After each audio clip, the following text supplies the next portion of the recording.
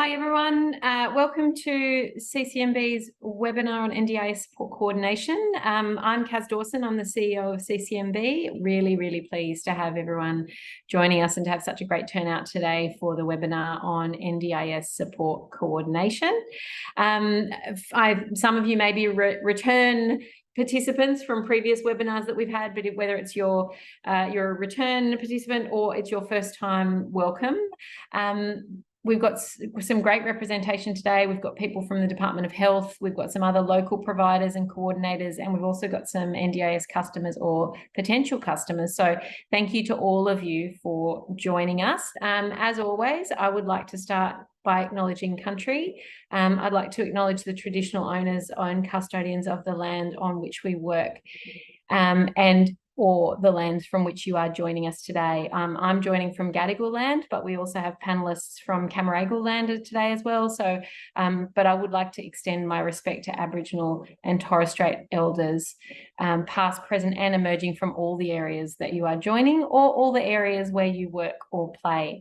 I would like to say that CCNB supports the Uluru Statement from the Heart to achieve justice, reconciliation and respect for First Nations people, and that we work together and walk together to achieve a better future for everyone. So thank you for joining us on today.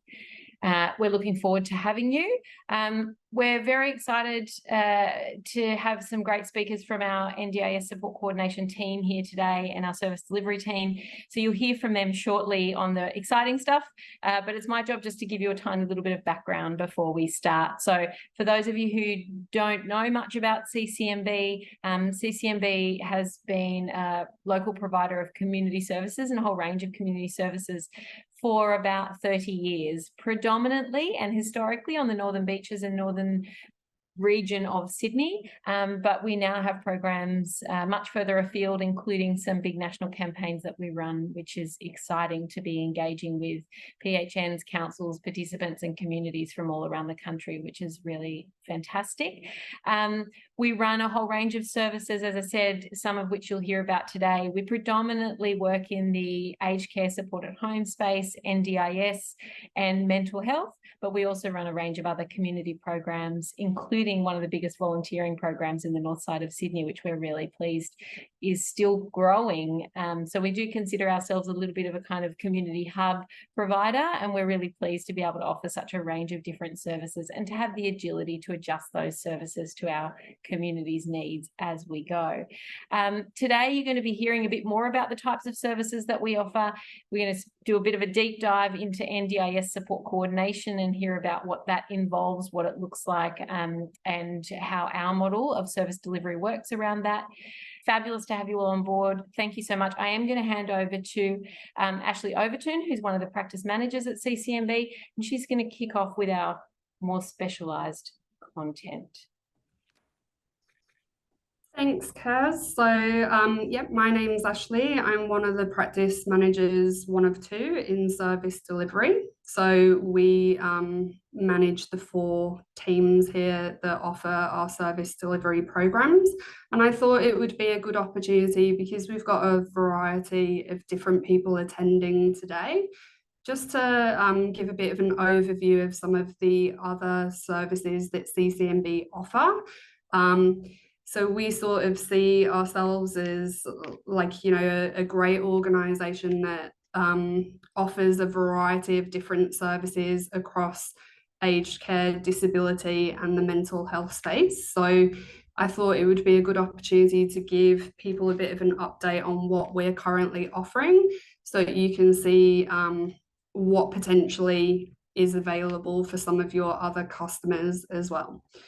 So at CCNB, we, under the aged care space, have federal funding to offer what's called the Community Home Support Program.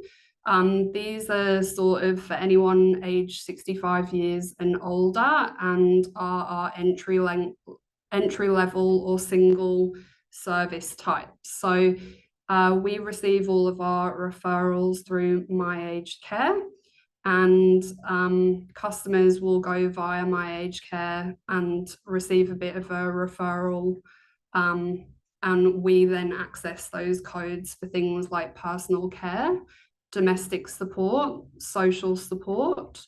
We have allied therapy services such as social workers, assistance with care and housing, which we have a hoarding disorder consultant who specialises in home environments. And also we use the centre-based codes for our Belong Club. The other aged care services that we offer are home care packages, which are a package of care to enable our aged care customers to remain living in their home for as long as possible. So these vary in levels. So we offer like levels 1, 2, 3, and 4, and customers are assessed for these via the aged care assessment team. So that is also via My Aged Care. In relation to our mental health services, we offer 2 services that are funded via the Primary Health Network: the Wayback program, which is our suicide prevention program, and our GP social work program. So both of these programs are funded via the Primary Health Network. Our GP social work program requires a referral from the customer's GP and can provide up to 12 weeks of case management support to assist with any barriers. So that's for any ages, both disability and aged care. So that sometimes is a great referral source for any like potential participants with a disability that are struggling to meet access to the NDIS scheme. The other programs which we're really proud that we offer, which is the point of difference that Kaz was just referencing, is the Belong Social Club. So this is a program where any ages can join, and all of the information is available on our website. And it's an initiative to create and build connections within the community. So that's where people can self-refer online, and we offer a variety of different services, or sorry, a variety of different groups, both online and face-to-face. So things like walking groups, bingo, there's lots of webinars in relation to health-related things. So quite a lot of people enjoy accessing that group. And as Kaz was saying, we also have our volunteers, and we have one of the largest pools of volunteers where we can link a volunteer to any one of our customers. And we do that based on the volunteer and the participants' interests. So I'm going to introduce our Senior Support Coordinator, Declan Rienecker, and he's going to walk us through and why support coordination is so important. Thanks, Ash. Hi, my name's Declan, and as Ash mentioned, I'm the Senior Support Coordinator here at CCNB. So we're just going to run through a few different points here of why is support coordination important. So the first being understanding and using your NDIS plan to pursue your goals. So NDIS goals are set by the participant with the NDIA based on what the participant looks to achieve over the course of their NDIS plan. The goals are then used as a guide to allocate the funding within the plan. So we had a customer with Lewy body syndrome, which is a form of dementia, and their goal was to remain in their family home with their partner. So we had a plan review with the participant and their partner to update the goals to reflect their current needs. And with this, the NDIS allocated funding based on the evidence we provided, but in line with this goal, which assisted the customer to utilize this funding once they received it to linking with suitable supports to achieve this goal, and also to understand the new plan. I'll pass on the next point to Ash, which is connecting you with NDIS providers, community, mainstream, and government services.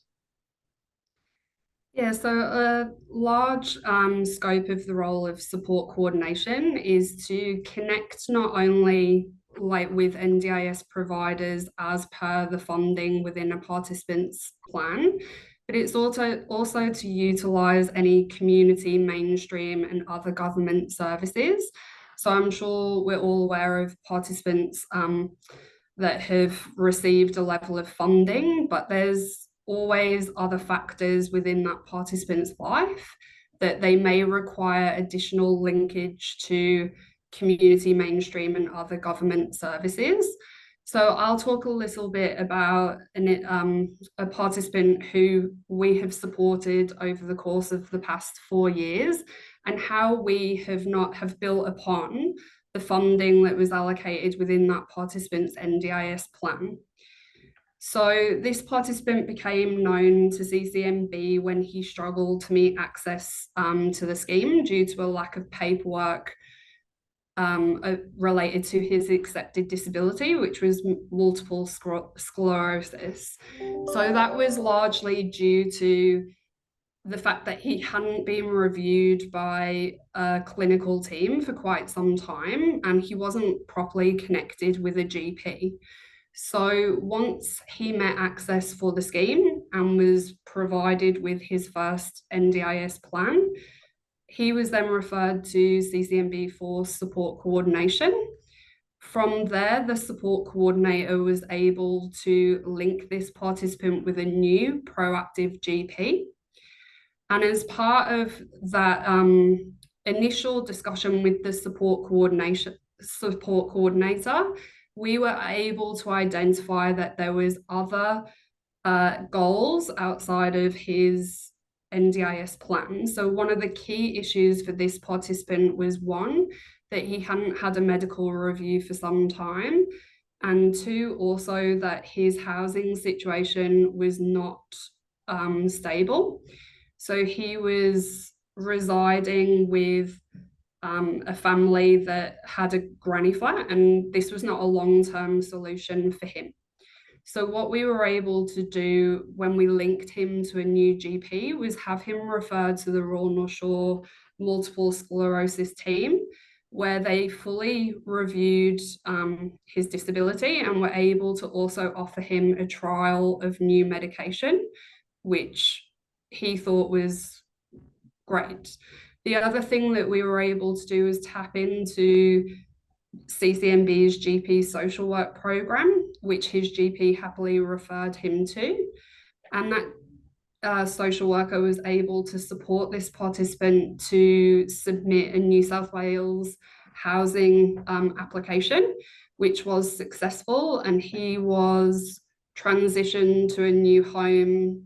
He was placed as a high priority and was approved and moved to a new home, I think 8 months later. So that was a really great outcome for him, where we have linked in with one of CCNB's other services.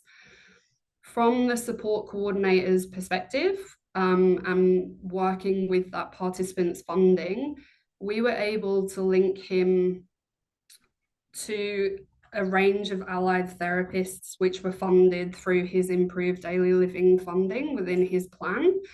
And we were able to link him with an OT, an exercise physiologist, and a physiotherapist who had specialist neurological training.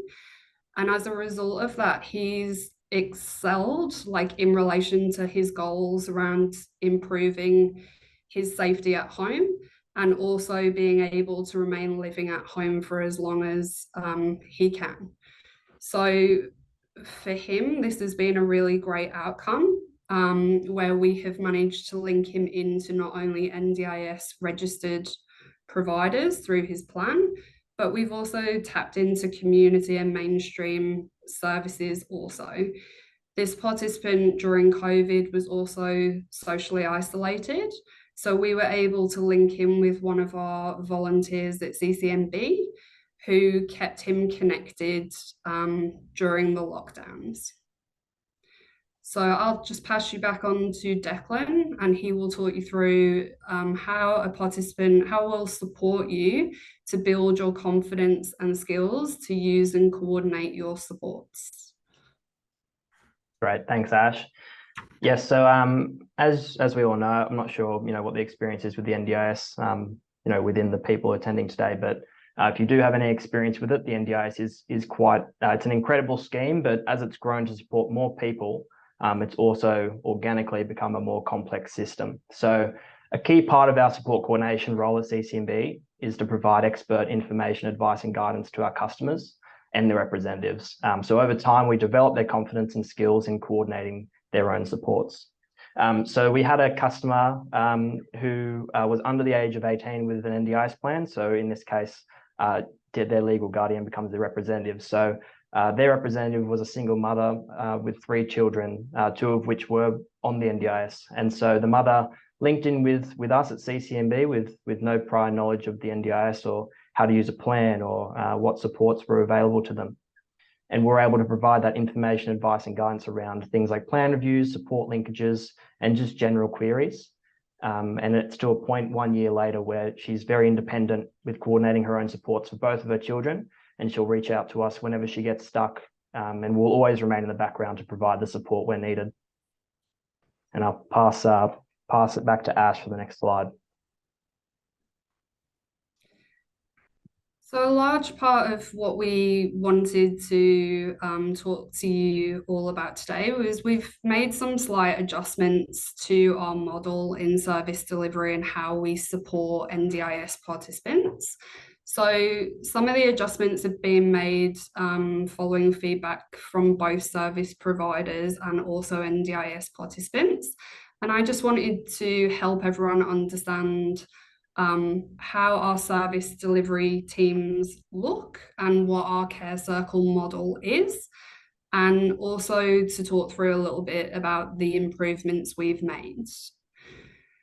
So at CCNB under service delivery, we have 4 care circles. So they are teams of care coordinators that participants sit within, and the benefits of the teaming model is that all of our team members have a variety of skills and experience and backgrounds. So all of our care coordinators are able to share knowledge and experience.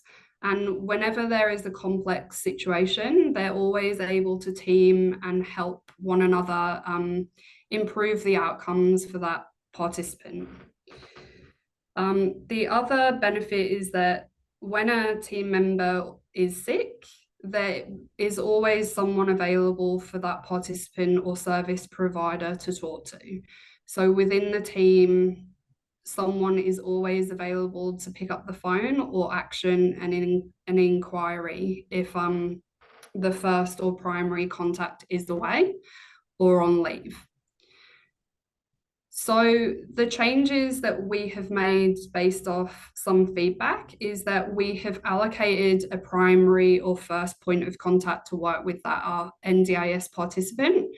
So that person is in regular contact with the participant and the key stakeholders involved, and they are able to build up a rapport and an understanding of the participant's situation, and therefore it allows the participant to feel connected and build a rapport with the care coordinator directly.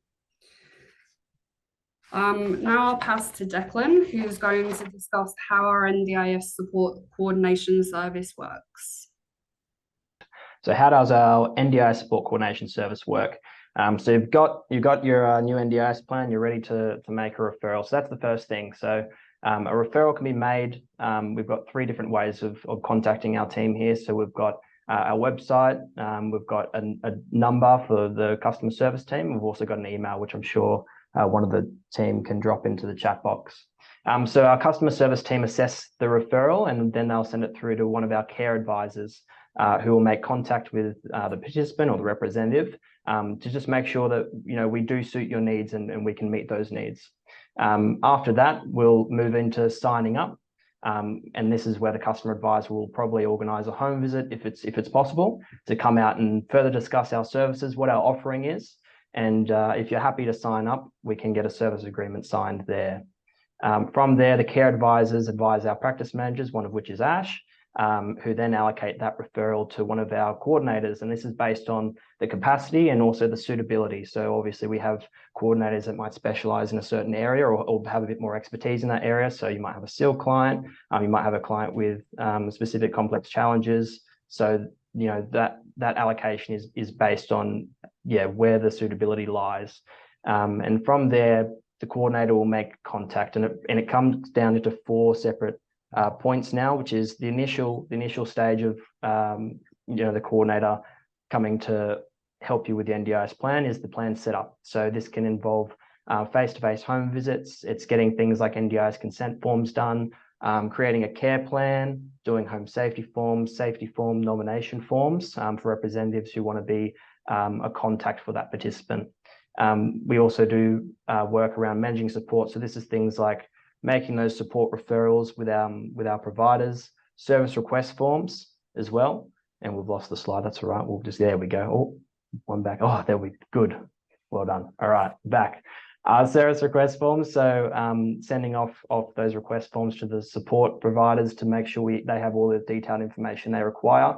Doing handovers with any prior supports if it's a referral coming from a different company, and things like stakeholder meetings where we'll liaise with the providers that you're linked in with to make sure that your supports are suiting your needs. Then it will go into things like monitoring administration. This is can involve receiving feedback from providers, which sometimes is just a good way to keep tabs on, or otherwise it is also can be actioned if we feel as though the supports aren't doing what they should be doing. It's looking at your funding levels to make sure they're not overspending or underspending, and making sure you maximize your funding. And it's also providing additional resources, things like Carer Gateway or resources that would be potentially relevant to the situation. And finally would be the plan review. So again, there'll be typically a home visit involved with that. We assist with collating all of the reports from all the providers, and we'll create our own support coordination report. We'll submit that all to the NDIS, and we'll make sure that we take the lead with that meeting to reduce the stress on the participant or the representative. So why would you choose us? So first point, we are a local and established provider. So CCNB have worked very hard on developing positive relationships with various providers in the area over many years, which ensures we can link our customers in with the most suitable services to meet their needs. We conduct regular in-services and attend networking events to remain trusted and knowledgeable in the community. The next point, we have expert coordinators. So our coordinators, they attend an intensive support coordination training workshop when they're onboarded. They have access to 4 training modules, which is an online program for upskilling. They attend regular learning and development in-house for onboarding and upskilling as needed as well. We have senior support coordinators, one of which is myself, and there's another senior support coordinator or team leaders for mentoring and assistance in addition to the practice managers. And we provide the opportunity throughout the year for our coordinators to attend workshops in specialist areas such as SEAL, and also attend events like the DSC conference to remain at the forefront of the industry. So the final point there is impartial information, advice and guidance. So with the exception of the Hoarding the Squalor program, which was mentioned earlier, we do not offer direct services to clients. So this means we are not biased in linking in with services that are the best fit, and regularly ensure the providers we are linking our customers in with are offering top quality services. And I'll flick it back to Ash for some questions, I believe. So one of the questions that has popped up is, what is the difference between plan management and support coordination? And I thought, Declan, you might be a good person to answer this one. Yeah, thanks, Ash. That's a great question. It comes up quite frequently. We'll have customers call up and mistake us as the plan manager or vice versa. So, I mean, to put it very simply, to go back to what our service offering was, which is, we're doing a plan setup, we're managing the supports, we're doing the monitoring administration, the plan review process for our customers. I mean, what plan managers do really is just manage the funding. That's all they do. So they're paying those invoices. So when providers provide a service, they send that invoice to the plan manager, and the plan manager will pay that invoice on behalf of the customer. And there's 3 ways you can be set up there. You can be self-managed, which is whereby the customer is paying those invoices through the the Proda portal online. You can also be NDIS managed, whereby the invoices are sent through the NDIS. But yeah, so the plan manager is really just there to pay invoices. Support coordination is primarily to link and manage the supports that you're connected with. Great. So we have a couple of other questions in here. So do you have any care circles with disability specialists, or are they mixed? So I could answer that one. So as I referred to before, we've got the 4 care circles in service delivery, and they accommodate both our aged care and NDIS participants. And to answer the question, we do have 2 mixed care circles, and we have 1 care circle that has aged care specialists in, and 1 care circle that has disability specialists in. So we're really able to allocate to the circle that best fits, and allocate to the coordinator that we feel best suits that participant as well, based on like their experience and capacity and skills. So we really feel like this model is a bit of a wraparound model to really support our participants to achieve their goals. And yeah, the other question that I have here: are you able to provide some examples of goals that you assist participants to achieve? Declan, would you like to answer that one? Yeah, great. Another good question. So first, I think it's important to note that the goals again were of the participants. So they're the ones that decide what their goals are going to be. We can help them, or their representatives can assist them in deciding what that would be, but it really is the customer, the participant's choice. But some examples of goals, I mean, there can be goals in and around staying safe at home. It could be a goal about wanting to have more community access or to be more connected in their community. It could be to find employment. It could be to improve their mobility. It could be to develop their capacity to be more independent. It could be to have a safe home environment, be able to access assistive technology or home modifications to be better supported. There's really no limit on what the goal can be, and it doesn't have to be NDIS specific either. So goals don't have to just be funded by the NDIS. Like, it could be to have better relationships with their family. That could be an NDIS goal. So it's more so the plan period could go for example, 1 or 2 years or 3 years, but let's just say it was a 1-year goal, a 1-year plan, sorry. What those goals are for, it's what can we achieve in this year, and what are you looking to achieve? And so the NDIS funding will look to achieve some of that, but the other part is to develop the participants' capacity to be able to achieve the remainder of the goals that would be more in relation to their informal supports as well. Great answer, thank you. Another question that we have here: do you get involved in NDIS applications and reviews before support coordination is funded by the NDIS? I can answer this one. At this point in time, we do not. Like, we don't have the capacity to support people around NDIS applications, but we work closely with local area coordinators. So we would typically recommend that you contact your local area coordinator, who can support you with the NDIS applications or link you in around that. What we can also say is that our GP social work, which is the 12-week program, can support people on the NDIS or who are struggling to meet access. So if if you're aware of someone that's struggling to meet access, please reach out to your local area coordinator or talk to your GP about whether a referral to our GP social work program whether that person would be eligible. The next question, does CCNB offer any direct clinical services, or is everything outsourced to other providers?